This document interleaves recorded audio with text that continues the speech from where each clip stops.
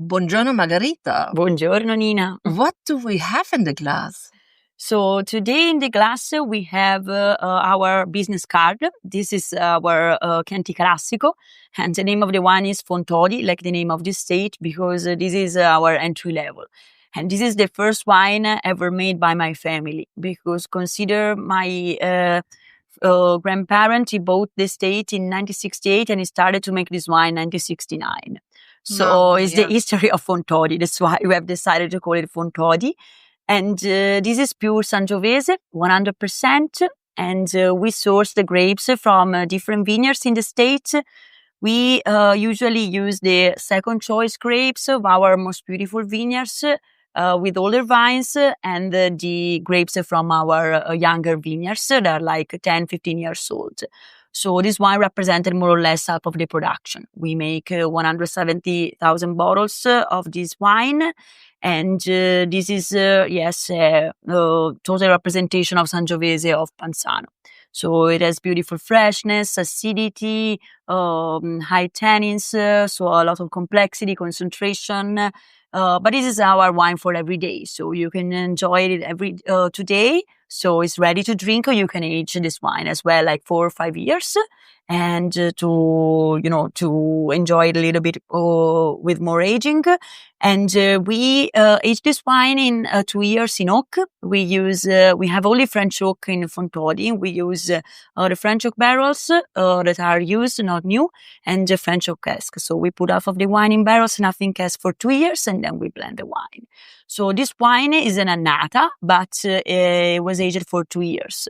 So technically it's like our riserva. So our intention is to have high quality annata. That's why we age this wine for 2 years and we classify it as annata as well, not as riserva, because we want to have high quality entry level. So my idea, so I think that's the best way to understand, the quality of an estate is to try the entry level. If the entry level is nice, this is a good sign. Especially in Chianti Classico. Yes, exactly. So, cheers, salute. Oh, yeah. It's 22. It's 22, yes. This is the new vintage. Just released, yes. We started to release this wine like 2 months ago, yes. It's funny that you said it's like a riserva. Sí, yes. Because I always say Fontodi is a riserva. Because we don't make any riserva. We make an annata and a couple of Gran Selezione. So this is like our riserva. But we classify as annata just for this reason, because we want to have high quality annata for entry level.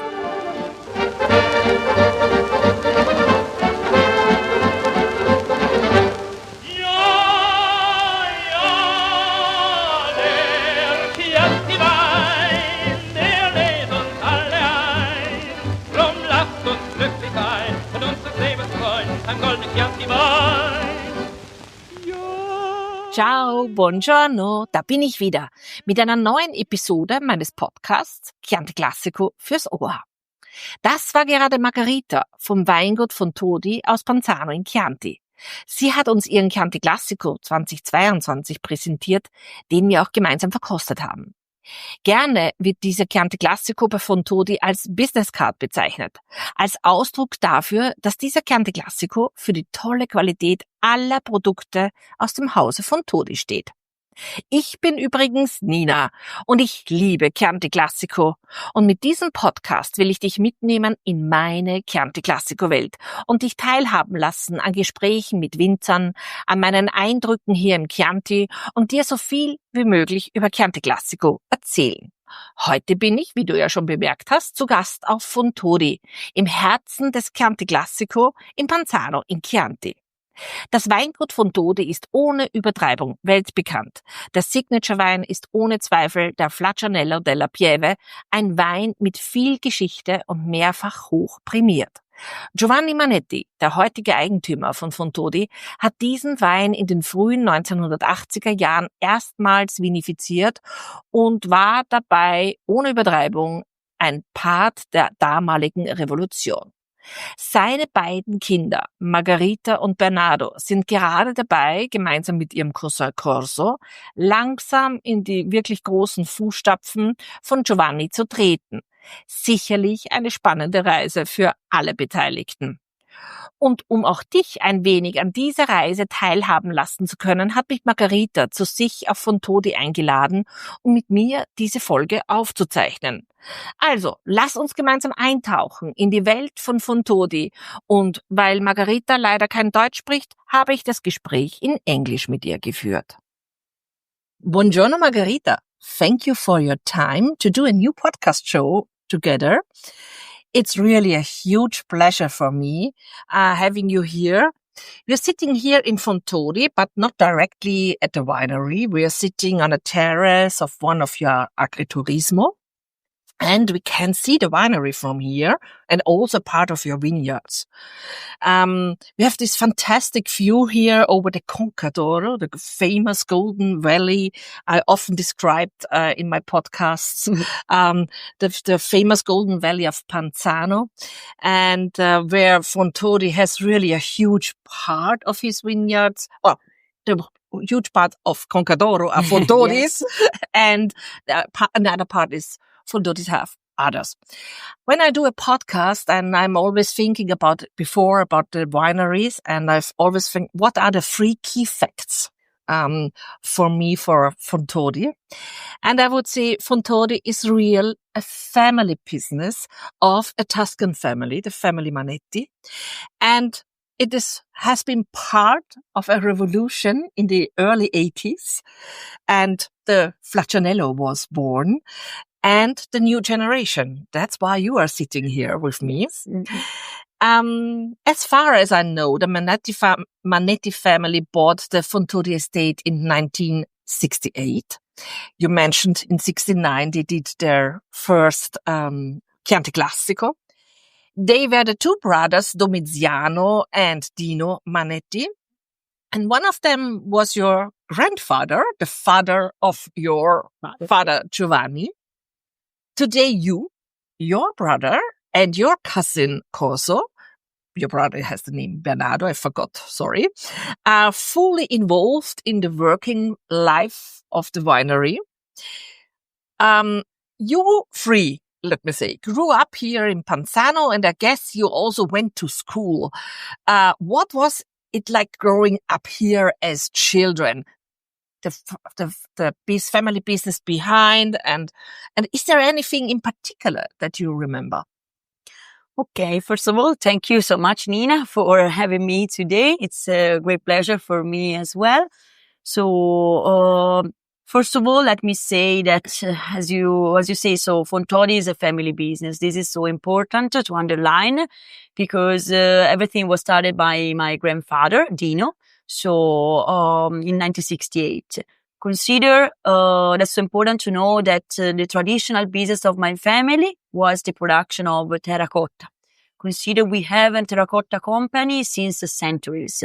My generation is the 8th generation of the terracotta company.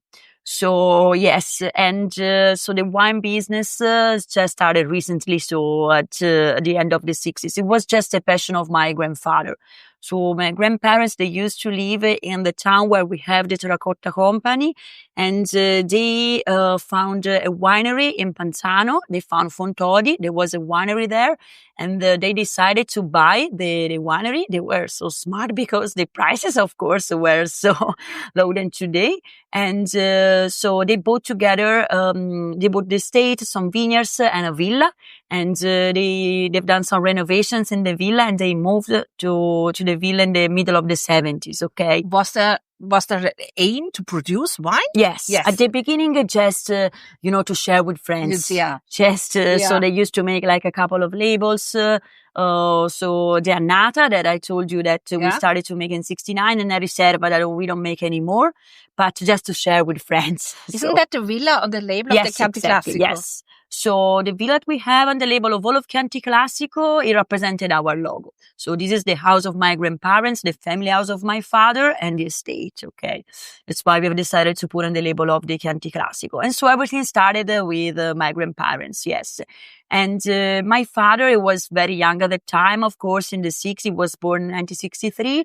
And my father considered he has one sister and one brother. And he was the only one with a great passion about the wines. So he always worked at the estate, even after the school, when he was like in high school. So he started like at 14 years old, like to drive the tractors, to make the cases at the warehouse. We recently found a beautiful picture of my father when he was 14 years old, making some cases with a very old bottling machine. Yes. Oh. Yes. So, and yes, my father, he started more or less to take the business in the middle of 80s, okay? And increased the production. He planted more varieties. And yes, now there's new generation in Fontodi. So there's me, my brother Bernardo, and my cousin Corso. So my brother Bernardo and my cousin Corso, they are working in the cellar because they are the new winemakers. Yeah. So at the moment, just assistant of my father, but they will be the next winemakers. And instead, I prefer the business part of the company. So I'm working in an office and I'm managing the sales, especially the export. And I also taking care of the hospitality. And so I do tours and tasting, and but in general I'm helping my father with all of the business part of the company. And so all of us we are born here in Panzano. Yes, we could say we are Panzano doc. And the original Panzano, yes. Our family house is located in the middle of the vineyards. Yes, close to this beautiful place. Perhaps you have Sangiovese in your blood. Yes, exactly. Literally born in the middle of the vineyard. Yes. Yeah. And I went to kindergarten in Panzano. So my brother and my cousin, they have done everything in Florence. So even the kindergarten, elementary school. Yes. Okay. And I've done just the kindergarten here in Panzano. And then my parents, they decided to bring us to Florence for elementary, middle, of course, high school, because we don't have any high school here in Panzano. And, yes, but, so let me say, when I was younger, it was tough to live in the countryside because, we are, far from everywhere. And when you are like 15 or 16 years old, you want to go out with friends, go to the cinema, etc. And we are quite far from the city. So my mom, she used to be our driver. Yeah. Because my mom, personal taxi driver. She doesn't work at the estate, so she was our driver.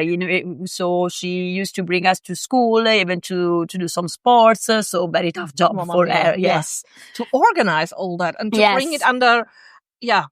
Under one umbrella, let me say. Exactly. So when I was younger, especially at high school, I didn't like to live here. Yes, let me say. So I rediscovered the beauty of living here in the countryside during university, we could say. Yes. Yeah. What did you study? I studied business in Florence. There is university there. And I used to live in Florence because when I started university, because we have a little apartment in the center. Yes, but I don't know. I started to grow up, to have other ideas. Yes, because living in the city is beautiful because you have everything, close to you, like shops, bars, everything. But it's chaotic, it's crowded, and so living in the countryside is like living in a magic place. In the middle of the vineyards, is so quiet and it's beautiful. So let me say I rediscovered my passion for the countryside. Yes, like in the middle of 20s, something. Your roots. Yes, my roots.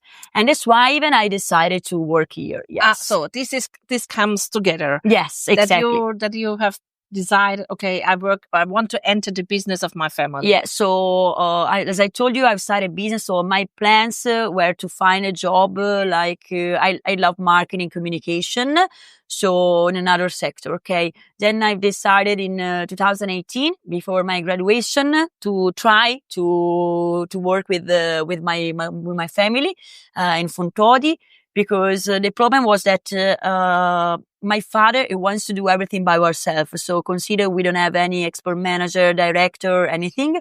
And so my father was the only one at that time to take care of the business part of the company. He was so busy, and he was elected for the first time as president of Consorzio Chianti Classico. And so he asked me to help him to manage the business part of the company. He said to me, so try to work here for a couple of months and then you decide. Of course, I was always free to decide to do in my life. That's so important to underline. And yes, I started to travel with my father. We went to London for a tasting. It was like October 2018, just to have an idea. This was the period. And consider that time my English was terrible because yes, I just studied English at the school. Yes, and so I was like super afraid and so super worried. But yes, it was amazing, you know. When you do something and you know that, wow, this is gonna be maybe my destiny. I don't know. Yes, I felt something magic.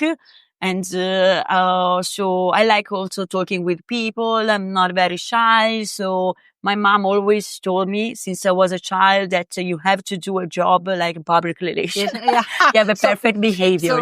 So it comes. Yes, exactly. Everything started from there. And then, yes. And Bernardo? And Bernardo, he has a different story than me because he always had a great passion for wines, and for the winemaking in general. So he started to work a little bit in the cellar since he was at high school. Okay. Yes. So very early. Very early. Yes. So, and he started to travel with my father, even when he was like 18 years old, something like that. And then that's why he decided to study viticulture and enology. There's a university in Florence. And so he's now an enologist. Yes. But he always had a great passion about the wines. He always buy bottles since he was like 18 years old. Huge knowledge. Yes. All over the world. Not only about here. He has a great passion for French wines and Spanish wines. Yes. Especially for the wines of the island. You know, with volcanic soil. Yes. And you always buy like wines from small producers. So yes. So this is totally different than my father. My father is a very, you know, traditional man. He like, you know, traditional wines, not from New World. My brother is the opposite, of course. Oh, this is perfect. And Corso? And Corso, yes, he has the same passion as Bernardo. And they studied together at the university. Yes, in Florence. So they have been in common, let me say. Yeah, they have the same age. They have the same age, yes. They are a couple of enologists, yes. And Corso, he went to Australia. I think close to Adelaide area for an harvest after the graduation. Yes, so he done the harvest there. So was there for like 2-3 months, and you know, to learn something about the new techniques in Australia. Yes. And enjoyed a lot. And then started to work in Fontodi, more or less like me in 2018. Yes. So it was Bernardo was the first. Yes, he was the first. And then the new generation entered, let me say. So let us have a little overview. What is Fontodi? We spoke a lot about Fontodi. I have to tell you a little story. When I came to Tuscany for the first time, it was in 1998, I bought a lot of books. And I read in one book that you should memorize always, when you're concerning the wines of Tuscany, the 4 Fs. One is Frescobaldi, Fonterutoli, Felsina, and Fontodi. Wow. And that's how I realized that Fontodi is one of the great and magnificent wineries in Tuscany, perhaps also we can say Italy, until today. Perhaps it's much more now. Fontodi, we speak about 110 hectares of vineyards, most of them here in Panzano, but also a little part in Lamole, which is close to Panzano, but a totally different terroir. You have a lot of olive trees, we can see here. You have the accommodation, the agriturismo. Altogether, Fontodi is about 300 hectares. So Fontodi is since many years organic as well. So not because it's fancy at the moment to have bio written on it because of your father, let me say, was convinced or is convinced about it.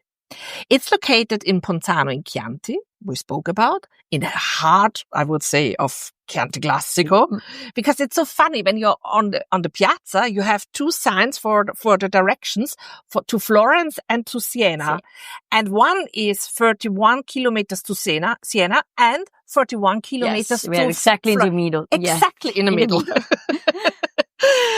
And you have a lot of grapes here as well.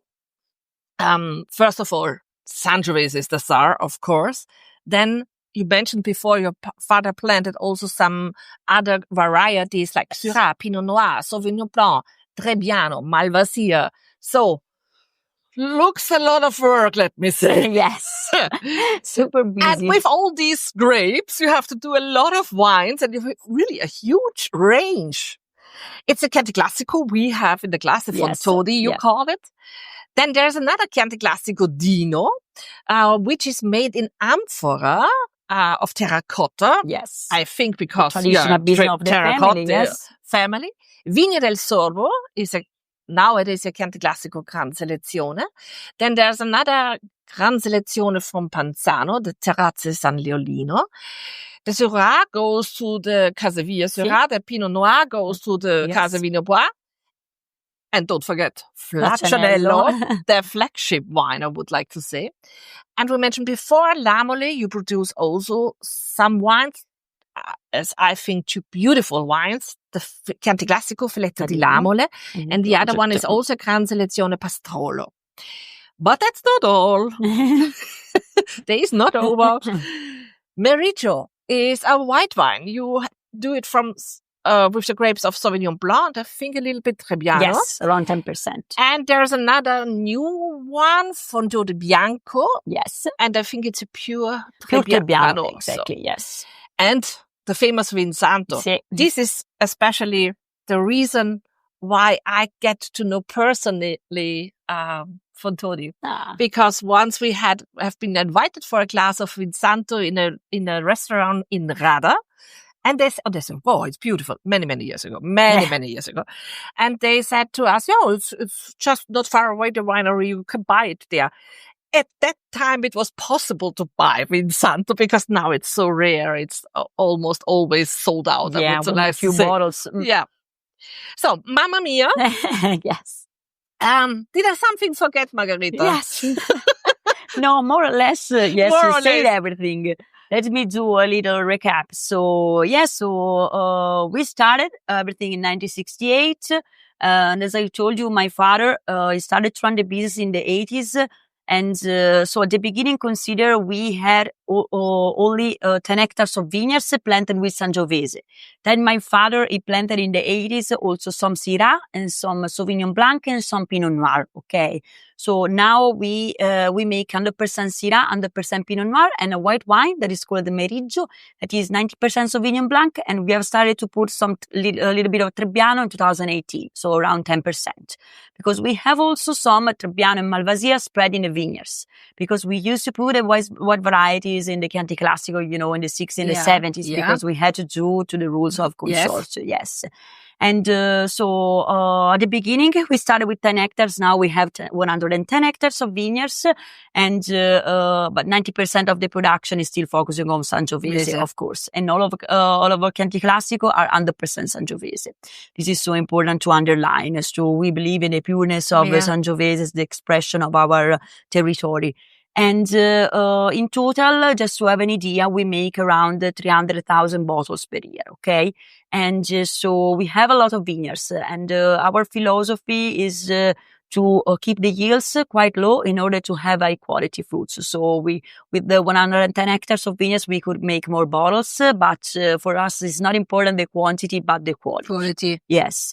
We believe in the organic philosophy. We have the organic certification since 2008. but we follow the philosophy since the beginning. So we have never used any chemical products or pesticide. So we are organic since the beginning. We are one of the first organic wineries in Chianti Classico. This is so important to understand. We also believe in the biodynamical philosophy. We don't have the certification, but we follow some principles. For example, we follow the moon phases for some activities like pruning or bottling. And we also have a cattle farm that we have introduced like in 2003, so many years ago. Again, we were one of the first wineries to do this. And so we started with 10 cows. Now we have around 80 cows. We have a Chianina cows that are very the white famous. cows, very famous cows. And beautiful. Yes, and beautiful. But And huge. Yes, and huge. And just one bull. 80 cows and just one bull. Yes. It's a very lucky bull. And so the reason for the cattle farm is not to have meat or milk, but just to use the manure of the cows to make a compost. So we mix the manure of the cows with the remain of pruning the vines or the skins after the fermentation or the stems, and we make this compost that we use to fertilize the vineyards. And this is one of the principle of biodynamical philosophy. Okay, so this is so important for us. So we believe in this philosophy. And we also make some meat from the cows, for me and my family. And but the main reason is the use of the manure. Yeah. And so recently we have started also some new project. Okay, so not in Panzano, but in another village called the Lamole. Yeah. So important to underline that Lamole and Panzano, they have completely different terroir. So Panzano is located in the middle of Chianti Classico because between Florence and Siena, and we have a warm climate with a great diurnal range, so we have very cool nights, and the elevation it ranges between 380 450 meters, and we have two main soils here in Panzano. One is called Galestro. Galestro is a calcar clay schist soil. There's no translation, just to know that it gives a lot of concentration, structure, and minerality to the wines. And the other soil is Alberese, the limestone, that gives the acidity, the freshness, and the elegance to the wines. So due to the high presence of these two soils, so the wines of Panzano, they have beautiful complexity, concentration, acidity, and freshness. They are so suitable for aging. Lamole, it has completely different terroir. So Lamole is one of the smallest village in the Chianti Classico and one of the highest village because it's located up to the mountains. Consider we have a mountain chain in the region called the Monte del Chianti, and the highest mountain, Monte San Michele, is more than 800 meters. And Lamole is almost 900. I think it's just a meter. It's just a couple of meters. Yes, it's missing. So high for Chianti.